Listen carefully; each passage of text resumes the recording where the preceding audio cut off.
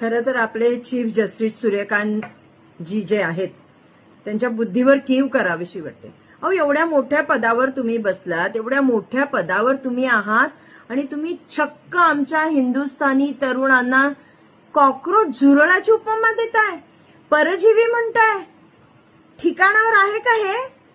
अहो, तुम्ही chief justice ना, तुम्ही काय बोलताय? आमच्या युवकांचा हा अपमान करतायत.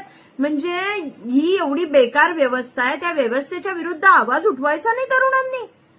जे त्यांची आज बेरोजगारी आहे, त्यांचे जे हाल होतात त्याच्या विरुद्ध आवाज नाही उठवायचा.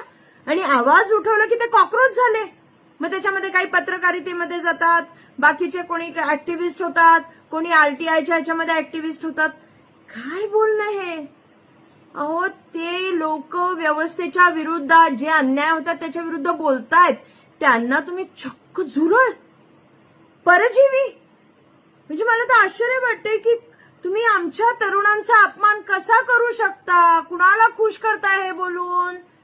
पण आमच्या तरुणांनी जर प्रश्न विचारायचे नाही तर मग कोणी व्यवस्थेला प्रश्न विचारायचे?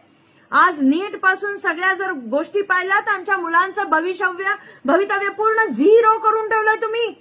आणि तुम्ही त्यांना परजीवी म्हणताय, तुम्ही त्यांना झुरळ, कॉक्रोच म्हणताय. आता कॉक्रोच कोण आहे हे जनतेला कळलंय, बोलायचं नाही आपण.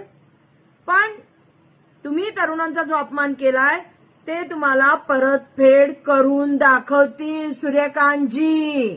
चीफ जस्टिस, बोलताना सांभाळून बोला.